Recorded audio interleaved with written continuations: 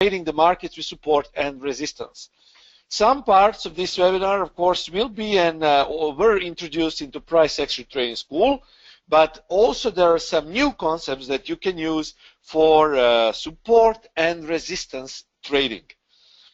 Before we begin, as always, our standard risk disclaimer, explaining that online educational materials are available at Admiral Markets Estonia for a global audience. So take into consideration that information is not suitable for everyone.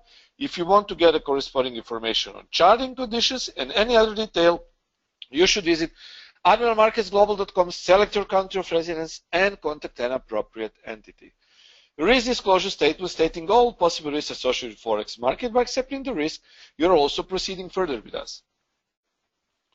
Admiral Markets will take no responsibility for information accuracy. This is solely my opinion and in no way to present the actual suggestion for a trade.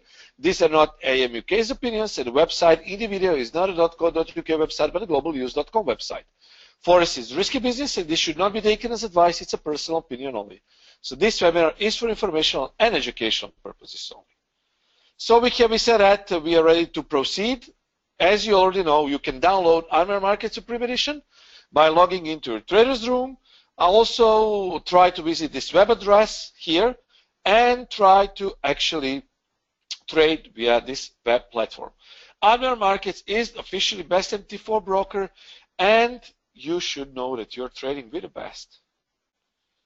So today's agenda from my part will be what are trend lines, what sort of trend lines we use in trading, trend line combo, channel trend line combo, and support and resistance combo. Combo means combination, so we will use different combination today in order to actually try to take the advantage of the market. Okay, so let's pay attention to first inner trend lines, intraday trend lines, intra-week and intra-month trend lines. And because you probably know some of these things already, it's also good to mention some. Some are mentioned also in price action trading school. Okay, I will be mostly focused on live chart today, less with slides, more with live chart. And during the webinar, I will show you how to actually make those combos. Intraday trend line can be valid for 3 days. That means today, tomorrow, and day after tomorrow. That is intraday trend line. Intra-week trend line is something different. Intraday trend line is plotted on M15 or 1 hour time frame. Usually we mark important support resistance level, and it's always best when we use trend lines in a confluence with other price action factors. So this is an example of a standard trend line, and here we have an inner trend line. Okay, so this is standard trend line, this is inner trend line. I presume that you already know about this, so I won't be going in details because I need to, you need to know this concept in order to actually use combo concept that I will show you. This is also inner trend line. As you can see, this is an example of a confluence point, M pattern here, trend line intersecting M pattern and bang. See how it's easy to see confluence here. Also inner trend line here. I should have made it a bit better. This is actually, it should have been like this. So this is inner trend line, and as soon as this trend line breaks, it gives us next confluence point. So inner trend line is a trend line that has already been broken. So this was a trend line until it was broken at this point here. Then it became an inner trend line. This is intraday trend line descending. So we will now going into live chart, okay? Because all of these things I presume that you know of. If you are still not sure about these things, just go and visit our price action training school or other webinars that we did on trend lines. Okay, here we can see a live chart, and basically how we plot trend lines. In order to plot a trend line, first we must see if there are some important points. We always want to connect important points on the chart. Here at this place, we have two valid points. As soon as we connect two valid points, we have a trend line. When you right click on trend line, you can ray and unray it. If you uncheck ray, this trend line will be unrayed and you can plot it whatever you want in the future. I usually want to plot this manually. I don't like ray trend lines because this is much easier for me. So this is basically an upper trend line. Now here, as you can see, you can watch, okay, this is a descending trend line. It has basically 3 touches, but here we can see that it's been broken. So that is just a concept, guys. Until this point here, it was simply a trend line. But as soon as this broke to the upside, this became so-called inner trend line. Okay, so this is trend line until this point when it became inner trend line. But it's still valid because it gives us a lot of confluence points. Here we have now another trend line. Here we can see ascending trend line. Here, as soon as it broke, it became inner trend line. And here, you see how this is important. So now this is just a charting part. You need to know this concept in order to plot these lines effectively. Because you will be actually using this concept in your price action charting. So it's very important that you understand and that you have some practice on charting these important trend lines. Here, guys, we will use channel and trend line. So assuming that you know about standard trend lines, inner trend lines, descending, ascending trend lines, we need to know about other types combinations. This is a so-called channel combination. We use channel combo with trend line. And it's very important that you actually see the logic behind it. First, you need to have a channel. Here, we made an equidistant channel. How you actually make an equidistant channel? I will show you in this example. So first, go to Insert, Channels, and then Equidistant Channel. Because this is descending channel. Here, you see a descending channel. You can actually opt to plot it from one part to another part, like this. But if you do it like this, guys, you see, it's a bit steep. You don't want so steep channels, although it can be functional. When you just move this spot and this spot, you will have a perfect 2 trend line channel. So this is a steep channel. I don't like steep channels, but sometimes the steep channels can be useful.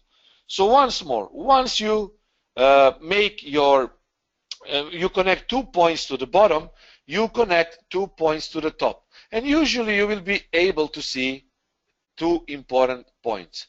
Okay, so just move this trend line. This is also a trend line, and connect 2 most obvious points.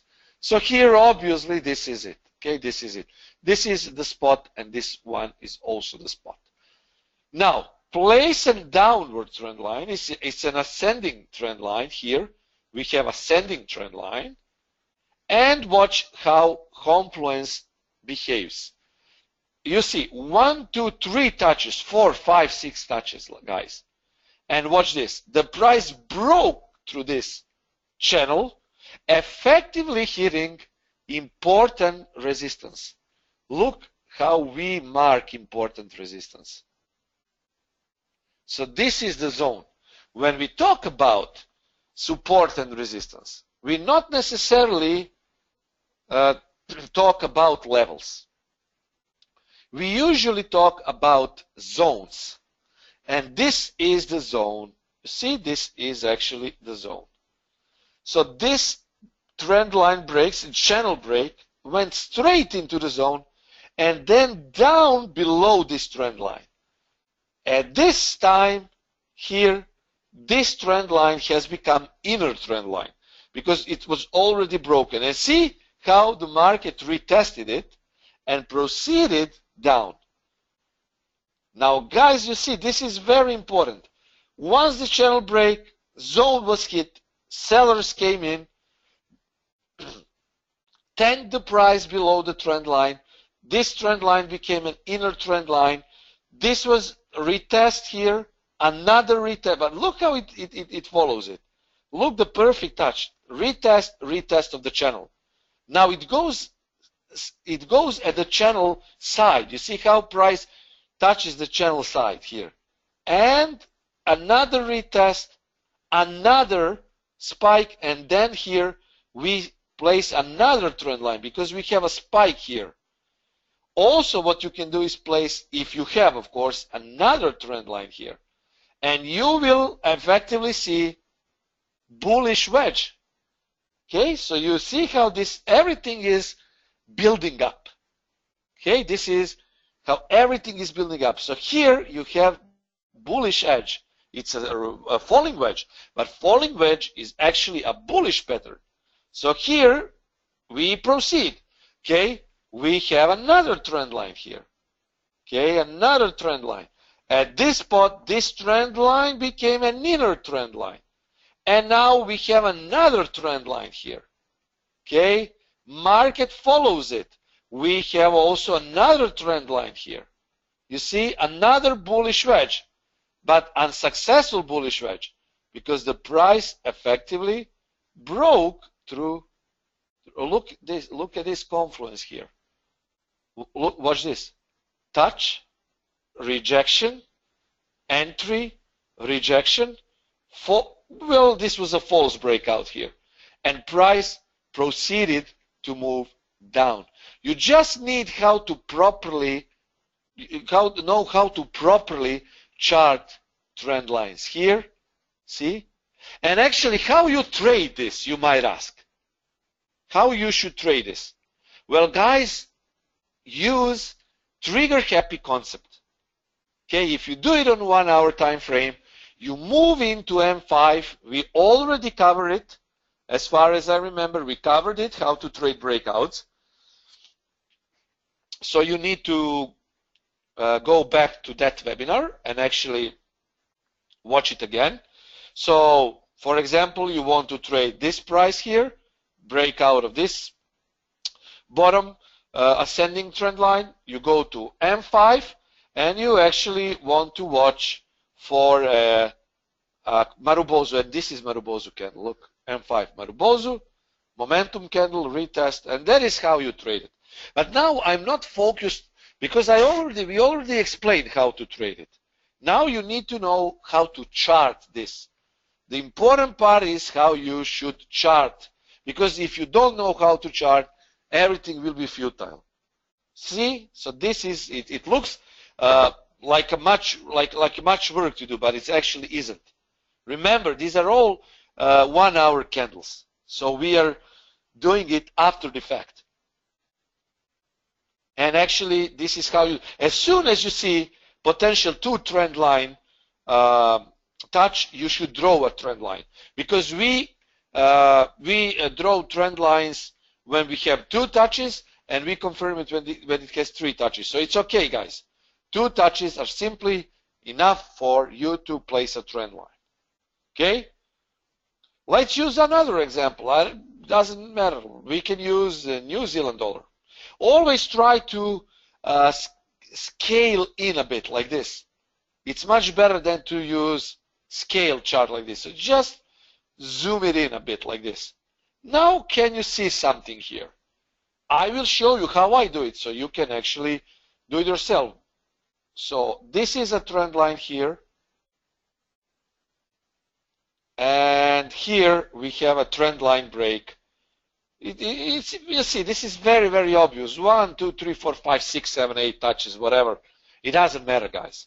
What you want actually to trade is this trend line break. So again, zoom into 1 hour, 5 minutes, watch for Marubozu candle, and everything is okay usually. See, this is Marubozu, M5, and bang, it goes down. So that is how we trade it. Focus now on charting, okay? So scaling, we have a breakout here, so this trend line is following. You can adjust this trend line, okay, to be suitable for the present circumstances. Yes, Ron, I always use long wicks, always, always, always. Wicks are more important than bodies because wicks tell us where historical versus now moment buyers and sellers are. Remember that, Ron. Wicks are more important than bodies. You maybe will not hear that very occasionally, but how I do and how my experience is that wicks are more important because that is simply where historical versus now moment buyers and sellers show. Okay, here. Now, guys, what do you see here? Another trend line possible, but this is not good. Okay, why it's not good? Because we actually see some form of broadening triangle, broadening top, or a megaphone. We don't like to see megaphone. When you see this, stay away. I don't trade it. Okay, so we will remove this. Okay, we have a trend line here. Okay, trend line break happened here. Again, guys, as soon as you see the break, zoom into M5, watch for potential entries. Okay, then we have another trend line here, see? And now we would probably wait for either a channel bounce or channel break. Because effectively, okay, I will use now equidistant channel to see if there is actually a channel.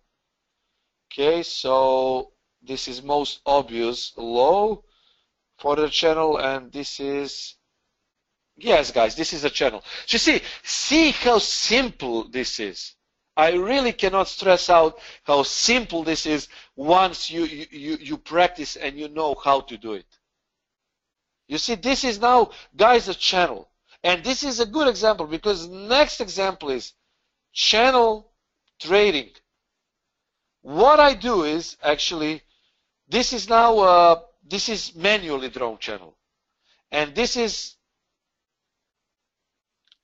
indicator. Okay, this is an indicator. It's called SHI indicator. It was free, and if you want to have it, feel free to email me. It automatically draws channel on your time frames. It even has MTF option. So I got this one for free. It was shared a lot of times on Forex Factory and other websites. So it's effectively an old indicator, but it's good. You can do it manually, but also you can use this tool to draw your channel. It doesn't matter. The principle is the same. Now, for this concept, you need to know how to draw trend lines and how to draw channels. Okay, if you know how to do it, you move on to next step. And your next step is placing a stochastic indicator, 1433 stochastics. This is 1433 stochastic. Okay, this is 1433 stochastic. See? And now what we want to see is trend line break, stochastic confirmation of the channel highs and lows. So here we can make a trend line. It's not ideal trend line, but still this was a fake one, and here you can connect these tops here. Okay, so this is a trend line indeed. Here, guys, you see a breakout. Now it doesn't matter the time frame. You can actually try to take trades, breakout trades on any time frame, because the stochastic is the signal here. Okay, this is different than that I showed here, trend line break. Now you go with trend line break with 1 hour M5 combination. That is the best. That is the best combination for trend line breaks on intraday charts. And for channel, you place stochastic indicator. So stochastic is telling you that this is a valid breakout because it was below 20, and here as soon as it starts to cross and trend line breaks, you can trade it. Okay? So let's use another example. Let's find an example. Let's say, okay, Australian dollar, something that we saw a movement. Yeah, here, guys, you see, very, very obvious trend line. Okay, here a trend line, and look where stochastic was, and look what happened, straight to the bottom. Okay, now this channel has been formed. Okay, bounces, bounces, and look at this. Bounce up to the midpoint. So midpoint is also important for these bounces. See, bounce off midpoint. Okay, see how it bounced off midpoints. Do we have a trend line here? Yes, we can also place a trend line here. Here, there is a trend line. Effectively, this was another break here. See, and this trend line effectively followed all previous. This is, see how price action is almost perfect. Almost. Nothing is perfect. Market is not perfect. But price action can show us really almost perfect things. Look at this.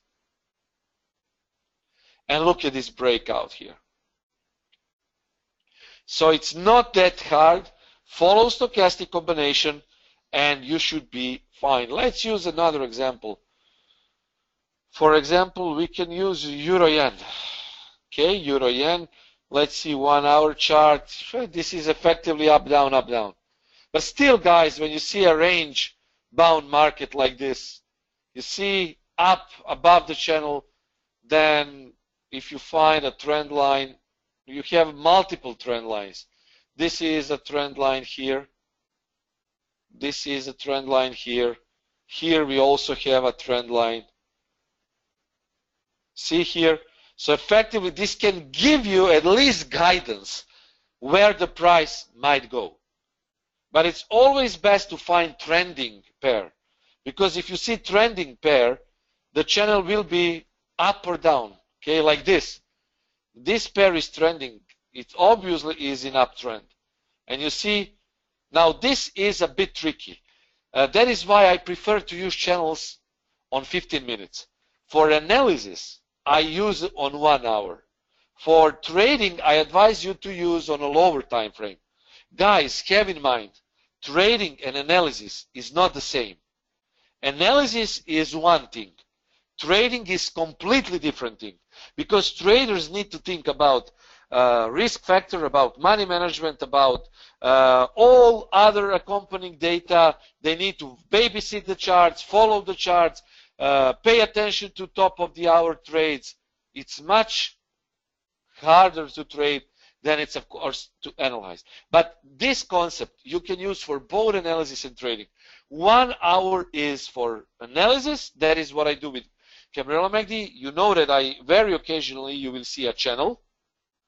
And for M15, it's better because it will give you more signals to effectively trade it. For example, this trend line break here. You can place it like this, but you can also use it like this because these were all fake breakouts. So let's say that you want to take this breakout here. Here. If you place it like this, your trade would be here. So it just depends how you want to place your trend line. Obviously, this is maybe a stronger trend line. But this one was also good here. And actually, this was a good breakout to the top. Okay, so here we have another potential trend line. See? Or maybe we will see another trend line. So we need to see if this one will break. But have in mind, this is upper channel, so you want to take mostly long trades. Okay, you want to take mostly long trades. So if you want to see a channel and draw a channel, be focused always on trending pairs. You will always see trending pairs. ODN, guys, do you remember the analysis ODN on algorithm markets? I told you to go short at 80, 79, 70, and if you did it, you could have made 100 pips with it. But still, M15 channel, you see how it behaves. you will have a lot more opportunities to trade M15 than simple 1 hour. But see here, and we also hit targets with ODN analysis. So see here, breakout. This is easy, right? This is not so hard. Here, another breakout. See, guys, the thing here is you want to see a trend. Because when you see a trend, it will be much easier for you to take trending opportunities than there is counter trend. And finally, the last part is support resistance combo. So let's say that I will use classic pivot point for this example. So it doesn't matter. I don't use Camarilla MACD here because I use Camarilla MACD solely with my analysis. So for this concept, we'll use classic pivot points. So how you determine support resistance zone, guys? Price action training school first lesson. This is the wick. Okay. Now just combine it with indicator. Look, this is the zone. This is the zone. Here we have another zone here. So this is how you mark the zones. It doesn't matter the pair. Everything is the same. Here you see R1. Where is the wick here? The wick is here. So this is your zone. Pivot point zone. Where is the wick? Wick is here. So this is your pivot point zone. Your support zone. Where is the wick? Wick is here. See? That is support. That is how I define support and resistance. To me, support and resistance is not just a simple definition of level. Level means nothing. The zone means everything. Level is good if you want to see a touch of the level, then a possible rejection or bounce. But the zone is much stronger because historical buyers and sellers will appear within the zone. Okay, guys, so within the zone. Not outside of the zone or not at the specific level. There can be buyers at this specific level, but you will find buyers here in the zone because some people will place their pending here, some people will close their shorts here, some people will actually go long with market order here. Why would you need to have a perfect touch? If you wait for a perfect touch, very often you will not see it and the market will bounce as here. You see, it was a couple of pips away from S1, but it's still in the zone. Pay attention to historical support resistance, guys. We will make this indicator to show us historical levels. Watch this now. Watch the past. This is a good level. This one, look at this. Here, resistance here. Okay, watch the reaction within the zone. Watch it here. See how many buyers, how many sellers, buyers, sellers, buyers, sellers, buyers, sellers, until you see a wick straight from the zone. So the buyers here showed up in the zone here. These were okay buyers. But strongest buyers were in the zone. Where is the next set of buyers? Look at this. In the zone. Look at this. Buyers failed. And sellers took over. Watch this. The zone. Watch this. Sellers. Watch this. Buyers took over. Buyers. False breakout. Buyers. Sellers, retest sellers. Retest sellers. So that is how this is good for you to actually try to practice charting, and you can actually do it on every single chart, every single pair, it doesn't matter. It's very easy to use and very convenient, guys. It's not hard, it's very convenient. Here, this is pivot zone.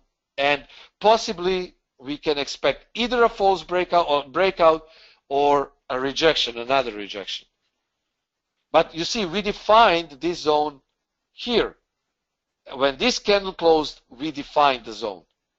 So here, this is now moment, and here, this is what happened after we defined the zone. Watch this. Watch the zone power, guys. That is how you do it. So this was everything for me. I hope that you enjoyed. Chris will take over, guys. I wish you to trade safe. I will be here with you tomorrow with new analysis. Stay safe and trade safe. Cheers, everyone.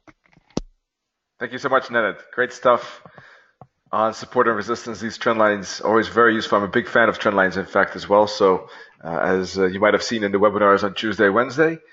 And we are just waiting for Chris. He will be there any second. Hopefully you hear me. Nenad, I'm not sure if Nenad heard me, but let me check with the folks at home. Do you hear me? Can you just quickly confirm? Okay, great. I was a bit worried about that, but luckily everything's fine. So we're going to talk a bit about the support and resistance from my perspective. What support and resistance levels do I use the most?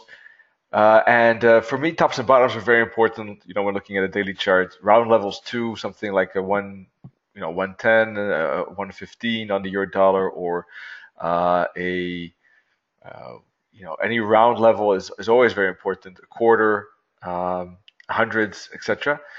For my trading, fibs obviously very key. I love fibs. I always use fibs, so that's very important as well. I use pivot points for intraday trading. I use moving averages for confluence and trend lines for confluence, and sometimes fractals to basically trade counter breaks. So these are the things. There's quite a long list, I know, but they are used at different moments and spots. Fractals are really for entries. Trend lines are to more on an hour and 4 hour chart most of the time. Tops and bottoms more on daily charts. So it depends. Moving averages are like an extra. It's just a confluence if there is any doubt, or if they are there, then I just use it as an extra support or resistance. All right. So, for instance, if we look at this euro dollar daily chart, you can see how important it is to look at support or resistance, because we can see a very good and accurate hit at the 61.8 fib, and you can see how accurate price rebounded off the -272 target as well. So that's always very important to look at. That's why support or resistance is so important. It's always one out of three things for me. Support or resistance is one, trend and momentum is second, and pattern is third. So patterns, basically, chart patterns, for instance. So wave patterns. So obviously support or resistance is one of those three pillars. That's why it's very important. It's always the question, will support or resistance hold the trend, stop momentum, or momentum continue? So there's always that balance. There's always that, battle, basically, indeed, between those two. So how strong is support or resistance? Basically, the more confluence, the better. And the more levels there are in a particular zone, the more importance that zone is. And for me, typically, price is always, when approaching support or resistance, is not one level. It's always a zone. It's sometimes, of course, with parity levels, it's very clear. It's a very precise level. But even around parity, price can go 5 or 10 pips below it and still more or less respect the parity level. Even with tops and bottoms, you have to have a 15 pip break before it's officially not double top and not double bottom. So don't focus, folks. Don't focus, I think, too much on one exact to the pip level. Rather, just use it as a loose indication of where price might stop. And I don't take it really, that literally to the pip. For me, it's more a zone. But the more important, the more levels there are, the more confluence there is, the more important that support or resistance has. So when we take a look at this example on the pound USD daily chart, for instance, you can see that there was a downtrend, but the momentum is to the upside. We had momentum here, and we had a break of resistance where I have the blue circle. We had a break of that triangle indicated by the pink lines, right, to the upside. So that's a bullish break. it's a continuation of the blue arrow momentum. So despite the downtrend, we have bullish momentum. So if we look how far price could go, what level could price have some struggles, then we see some confluence at around this top. We see confluence at the 38.2 fib. We see confluence at the long-term moving average. That's the zone where price could turn. And as you can see, it's good not to take that too seriously to the pip, because you can see some intraday wick here that pushed through that zone. However, from a daily perspective, did price stop at that zone?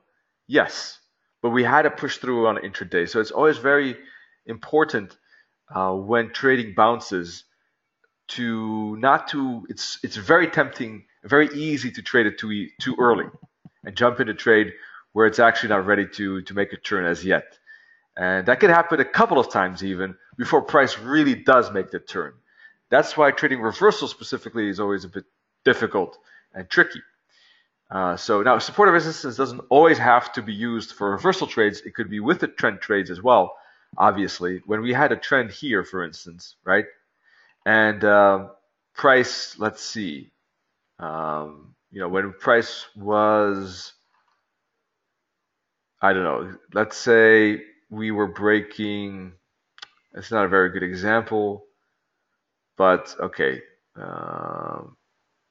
Well, in any case, the point is that if you, for instance, here you had you broke the support, right? So that support could become resistance again right here. All right. So that's using support or resistance for a short potential within a trend. So you can use it both ways. You can use support or resistance for reversal trades, but you can use support or resistance easily for range trades and just as good for with the trend trades. You can use it. It's regardless. You can use it in all cases basically, right? In this example, it's a with the trend trade because we are in a downtrend, we have bearish momentum, we broke the bottom, and we're using that same broken bottom as a reverse roll as resistance. In this case, if we're looking for a trade here, it's a bit of a reversal, right? Because you can clearly see that momentum is to the upside. All right, let's move over. So point is that support and resistance is really never a 100% certainty. There's always kind of a probability, just like analyzing, markets is always a question of chance and probability. And looking at the markets with a probable mindset, looking at the markets with the view that nothing is a guarantee, nothing is certain, but rather there's a high chance, a medium chance, low chance, and we see if there's enough reward to risk to compensate that chance. If we have that mindset, we're way better off than trying to wait for the perfect setup or wait for the perfect system or take too many setups. It's best to have that balance and kind of like be more balanced in our own psychology from that point of view. All right, so support or resistance. When we have a support or resistance, there's always a chance that price will react. But of course, the more confluence, the higher that chance is. But I also want to say that the price action and momentum is important too. Just because there's good confluence doesn't necessarily mean that price will use it strongly. It does depend on the momentum. It's, as I said at the very beginning, it's a battle between support and resistance and momentum. Okay? So one of those two is going to win. Now, even if there's confluence, I don't think that you could only trade support and resistance and just forget about trend and momentum. But that's looking like it's looking at the charts in a way with half information. It's possible, but I think it's more complete to look at both sides because ultimately we can get more information and make a better analysis if we look at both. And it's easier to judge whether the support and resistance will be strong enough to stop the momentum, or is momentum too strong and will support and resistance break. If we don't look at momentum, it's in my opinion excluding information that is very valuable. Okay, so to give you an example, when we look at this uptrend here, this up momentum, all right, and we put a fib on it, any of these fibs can be a bouncing spot. Okay. Some of these fib points will have confluence. For instance, the 38.2 fib has confluence with a long-term moving average, right? Maybe the 61.8 fib, maybe there's a weekly pivot point. I'm just guessing here. I don't know for sure. Maybe the let's see, the 78.6 fib is equal to a 107 psychological level. All right. Maybe the 50 fib doesn't have any confluence, which is possible. So we do our analysis, and some of these levels are going to be stronger than others, and some of these levels might be less likely. So when we do that, we might already mentally or have on paper written down which fibs seem the best to us, right? And which perhaps seem the least interesting. So on our paper, we might say 38, 61, and 78.6 fib are the best fibs in our opinion. All right, let's say. So then we look at price action and momentum. And when we look at the counter trend move here, we analyze the candles, right? And we see price making some small candles first, and then we see a big candle like this. So what information does that give you? Specifically that candle with the red circle, what does that convey to you? What does that say to you? So I'm asking you actually to write that down. What do you think that means? And then I'll give you my answer. Okay, I got first answer, very quick. Nathan is Speedy Gonzalez in typing. He wrote, is the master candle? Question mark. Ron says momentum down. Great. So the answer, in my opinion, is definitely strong momentum candle. And yes, from this point of view, master candle at this point indeed. So good answers. If I look at that, it's clearly a strong momentum. We got a candle close near the low, a very big candle compared to any of these candles that we've seen so far. It's definitely a dominating candle as well. It's not one of these smaller candles. So from my point of view, the chance that price will bounce at the 23.6 fib is not too high, considering the momentum that is, right at its knocking on its door. So in my opinion, the 23.6 fib could see a reaction, right? And as it does, price kind of like stops there for a while, but it's not the turning spot. All right. Then price kind of slowed down. You see that it's kind of moves. You got one more downside candle. That's a decent candle, but then it kind of slows down again. And all in all, it starts to look more corrective. So if it starts to move corrective like this, and if we zoom into lower time frames, we might even see divergence between these bottoms here. Then price, the chance that price will react and bounce at the 38.2 fib is, in my opinion, increasing. So if we see a reaction to it, like a wick or a bullish candle, right, any of those two, then that's a candlestick confirmation at a fib after we've seen a slowdown of the counter trend move.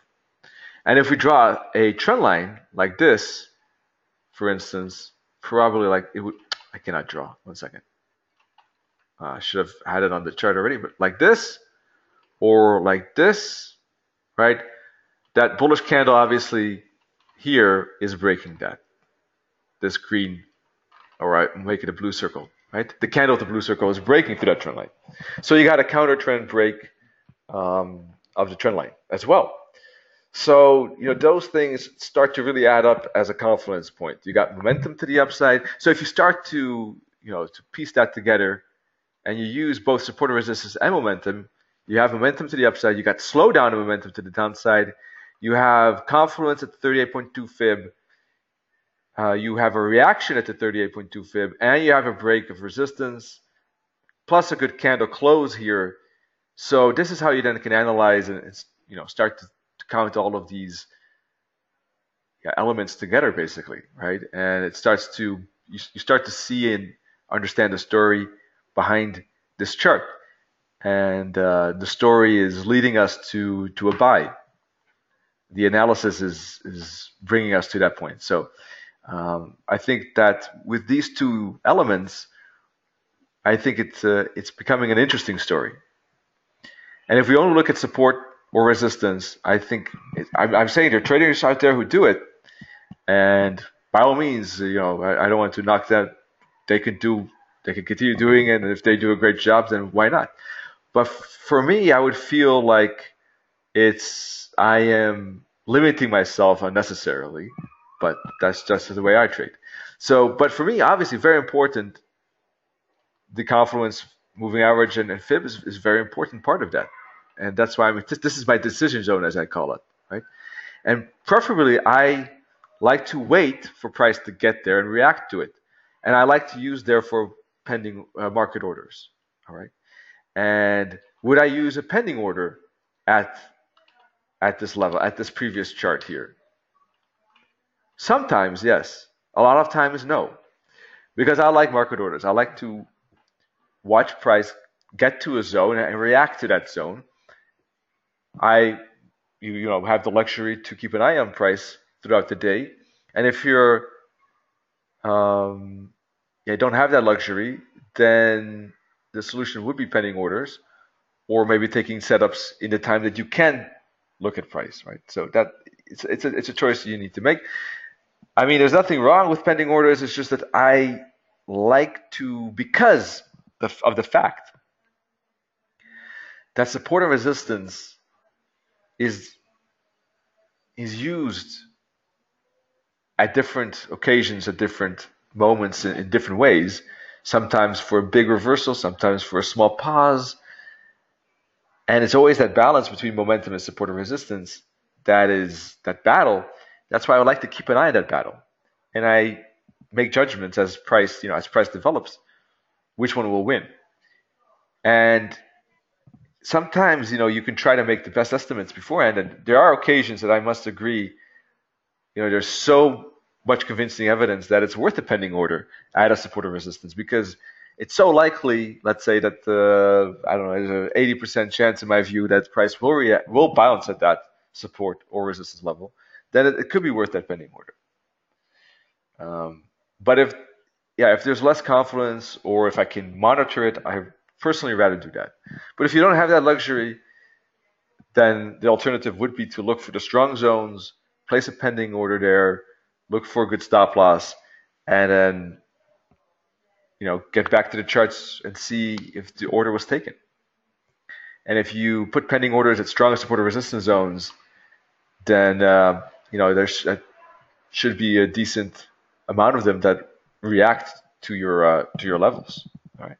So, for instance, here there's a downtrend in place, and the two EMAs. Nathan is asking that 21 EMA here, close, and 144. So we have a downtrend, for instance, and if we're looking for a trend continuation, fib targets are a great thing to look for. One of my favorite methods is to look for actually a turnaround at fib targets as a reversal trade. Now, sometimes they don't happen because you have a swing like this, a counter swing, but price just still keeps pushing lower and doesn't make the zigzag break. Those tend to happen regularly, right? Sometimes you do get the zigzag, and those targets are really very precious, and you can get some good continuations at those targets. So a pending order at that target here would have done very good, and price would have continued. We don't see it here, but would have followed through on that. So if we're waiting for price to react to our zone, one of the tactics could be to zoom in and use time factor, count candles as a reaction. So that doesn't have to be the lowest time frame. If you're trading off a weekly and you're waiting for price to bounce off the 50 fib on the weekly chart, zooming in would mean going to the daily chart. However, if you're trading the hourly, zooming in would mean the 50-minute chart. So it all depends, what is your starting spot. This you can use for any of those time frames. All right. So here in this case, we have momentum to the upside, and we see a correction like this, and we see price slow down here. You see that? We see also a 61.8 fib.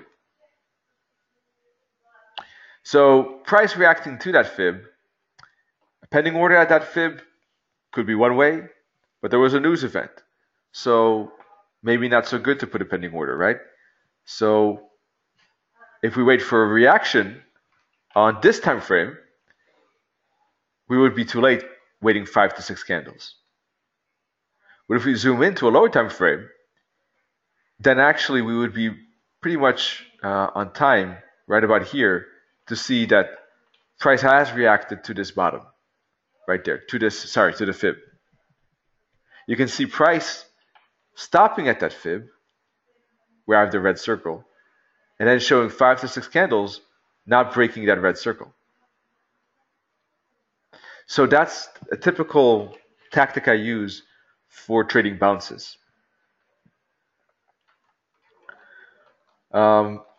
You also see that the trend line nicely breaks as well, by the way, on both charts. And that could have been a breakout setup. Good breakout candle right there as well. We have the blue circle. So that would have been an alternative way as well. Just like this 15-minute candle right there. All right, but time factor, one of the ways to take trades. Here are more examples. You can see momentum to the downside. And you see 5 to 6 candles not breaking the low. Boom, we get the reversal. Same for all of these purple boxes, in fact. 5 to 6 candles not breaking the high or low, and boom, we get the opposite side. But I have to express my an extra emphasis on the fact that this approach of looking to 5 to 6 candles not breaking up top or bottom and then taking the opposite, the trade in the opposite direction, is best used where there's a lot of confluence of support or resistance. It's not good to trade it at all spots. You got to have a good confluence, wait for price to get to that confluence, then wait for 5 to 6 candles not breaking that confluence, and then take the bounce trade. All these purple boxes are good examples of that.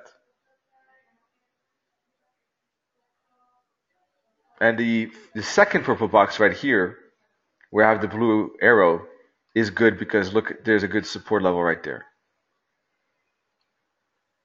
That's why, all right? And the rest of those purple boxes have trend lines to work with. Now the green boxes are not good zones to use time factor for this manner. You see that would have been a break even or a loss. And it's also not the moment to use it actually. Why? Well, we had a breakout of a triangle to the upside. So when we get a breakout where price basically goes sideways after momentum to the upside above a triangle break,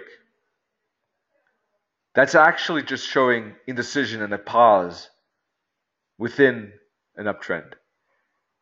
And that's a risky proposition then to look, for reversal.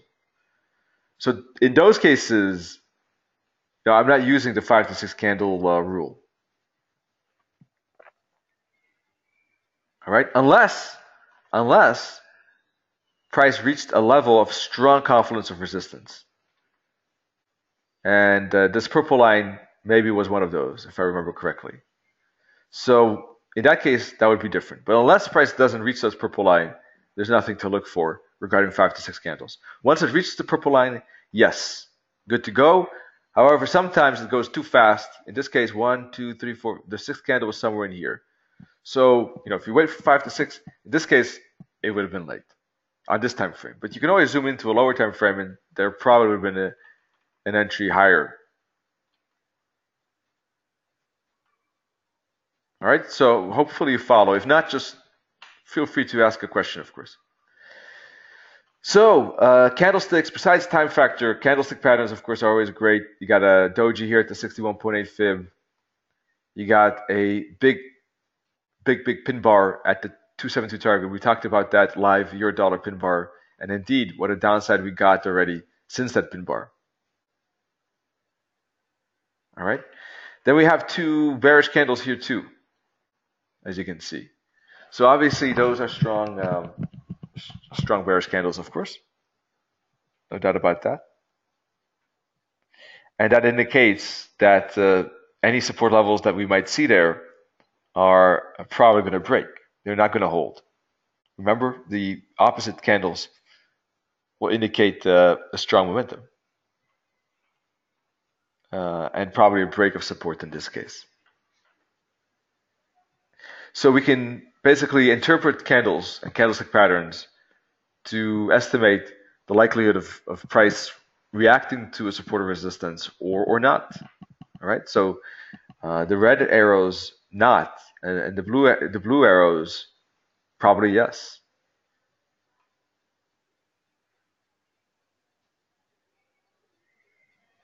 Okay. Now the counter trend breaks. So that's the value of candlestick patterns. Counter trend breaks is something I do when I'm looking for an entry.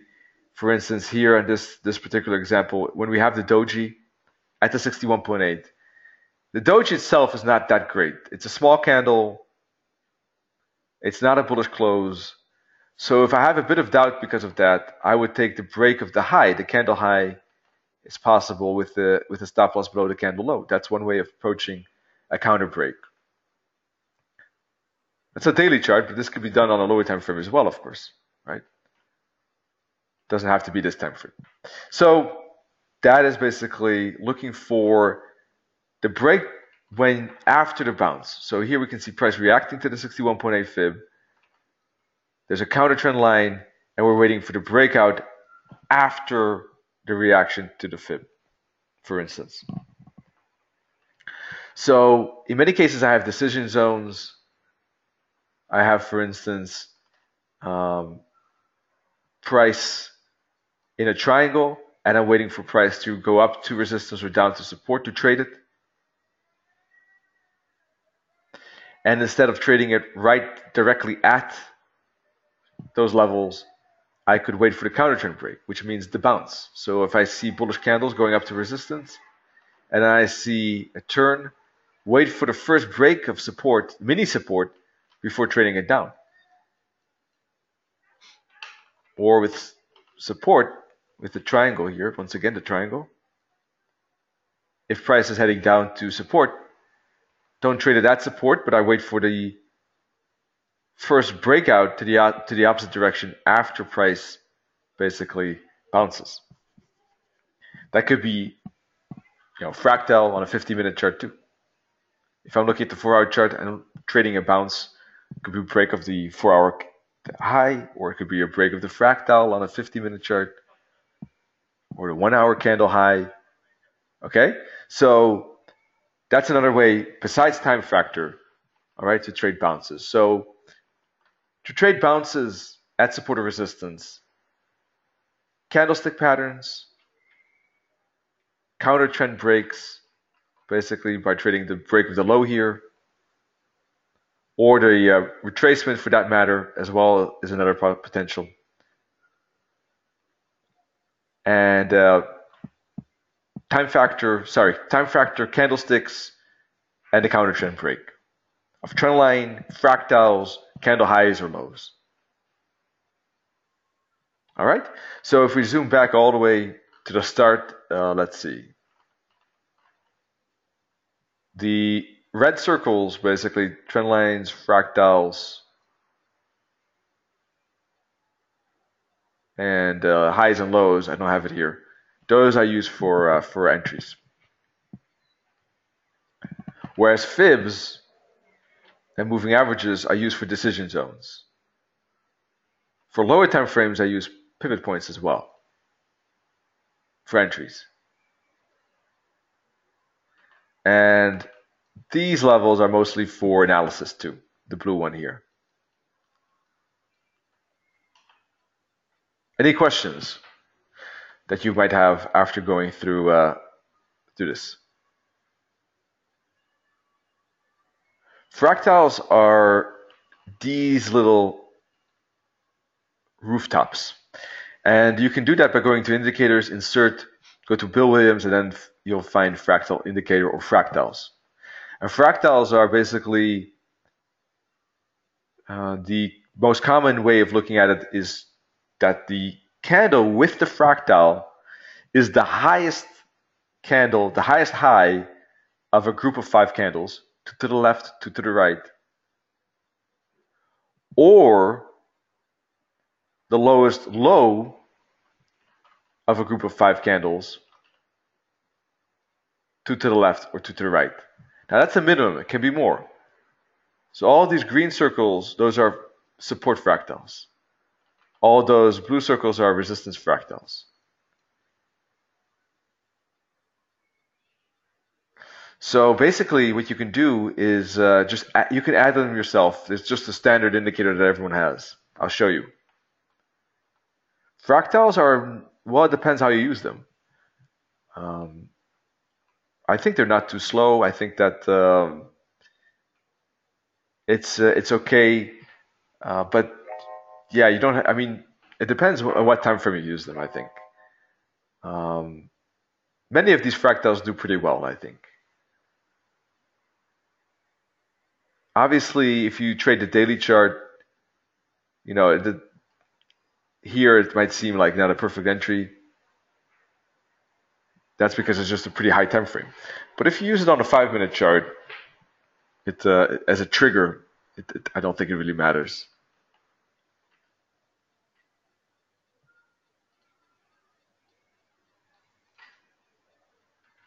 How you can do that is go to indicators and go to Bill Williams, and you'll see fractals.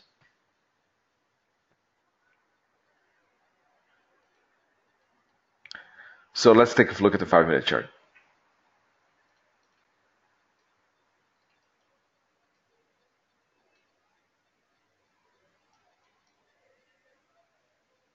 All right, here we have this is what I wanted to show you. Here we have a sideways zone. We got a downtrend here. Then price is going sideways. And placing, an entry below these fractals is really okay. There's nothing wrong with that.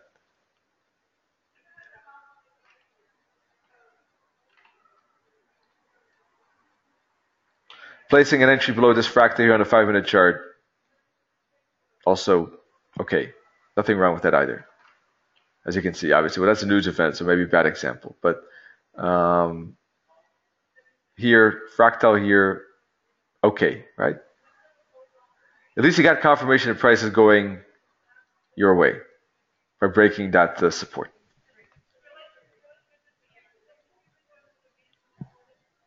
Now, if you have reason to take a short earlier and you have reason to take something of a short in this zone already, well, that's of course even better. And if you manage to do that, great. And you're already up in pips before the break happens of the fractal. That's great. That's even better, of course. And it all depends what time frames you use. In this case, if you're trading for whatever reason, you're waiting for a bounce at this zone, it's still okay to trade the break on this 5-minute chart. All right.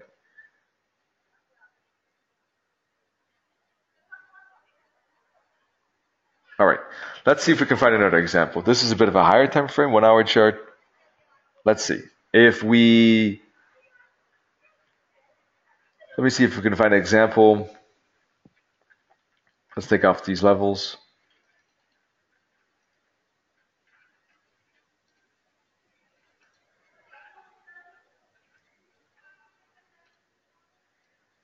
All right, we got a trend line break there. Good consolidation, good correction. Price breaks through that trend line.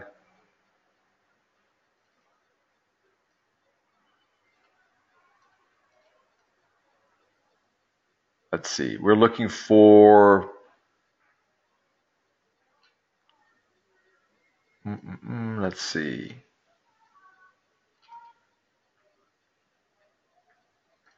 We got a broken bottom here. We have a fib from here to here, right? So we got some confluence of resistance in this zone, all right? So price starts to make momentum, starts to make a bear flag, okay? Let's take a look at that. All right, so price starts to hit the 38.2 fib.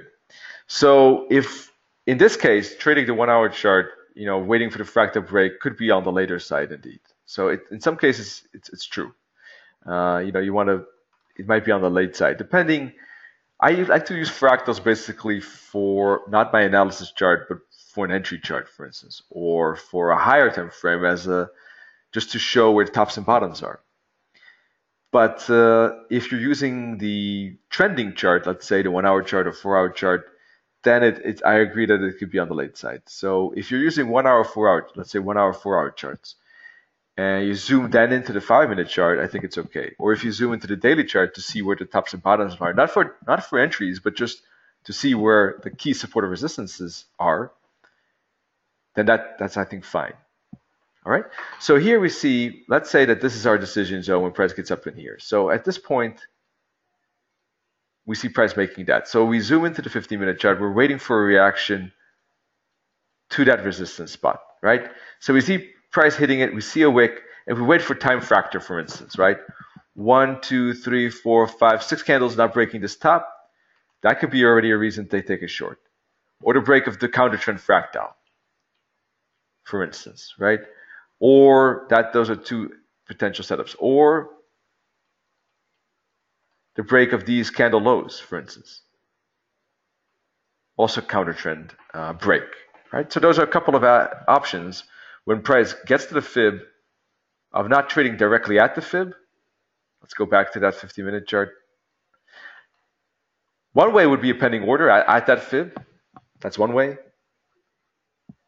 The second way, if you're looking for a market order, could be the candlestick reaction. The wick is a bit, to me, probably not enough, but for some of you might be enough. That's a second way. It could be time fracture, that's a third way. It could be the break of the fractal, that's a fourth way. It could be a break of the candle low on the hourly, that's a fifth way. Right, so there are a lot of options here.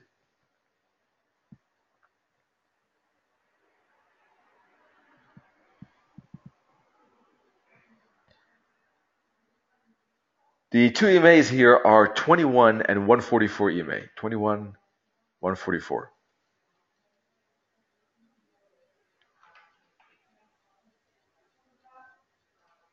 Alrighty. So yeah, that's basically how I use it. And you can see market order would have done pretty good. I mean, this was a supply demand zone. So a stop loss above that top, above this fractal, right? And above this supply demand zone would have been okay, I think. And maybe could have been a spot where a pending order makes sense, right? One of those moments that it wouldn't probably be too bad. But as I said, I really like looking at market orders, but occasionally a pending order if it's really good, or if I have a bit less time to look at the charts for whatever reason, I have to do some errand or something like that. Yeah, then pending orders make sense. So it all depends on how good the confluence is and what I think the chances of success is and how much time you have to monitor it and stuff like that. All right? Well, folks, if you have any questions, just let me know still. Otherwise, in the meantime, let me tell you, we've got more webinars coming up next week, as always, of course. We have Monday, Tuesday, Wednesday, Thursday webinars. Nenad recap on Monday. Tuesday, Wednesday, we take a look at live trading. I want to take a look on Wednesday at the combination of using Fibonacci with the alligator, in fact. That's on Wednesday, strategy, Forex strategy. Tuesday, we look at the market and analysis. Nenad range bars, dynamic channel system, and we're going to take a look at trading indicators 1 week, same time, same place. Ron is saying sometimes the fib is hard to place on the right spot. So you're, I think, at a good time because next week we got a fib webinar, but we also have a fib webinar in June or July. So we're going to definitely talk about it. We got price action as well, by the way, beginning of June, 2nd and 9th of June. So That's beginning of June, but we got Fibonacci quite soon after that, I think. I think, if I remember correctly, the 23rd and 30th. So let me check. Yeah, you see? Fibonacci advanced 23rd and 30th. So I'm looking forward to that. All right, so last but not least, of course, don't forget the positive bonus opportunity still last 10 days, last 11, 12 days or so with Admin Markets. And make sure to take a look at all the articles, education, analytics, platforms, you name it, it's all here. AdmiralMarkets.com. Thanks everyone for joining this webinar. Nenad and I always appreciate your time, and see you soon. Cheers.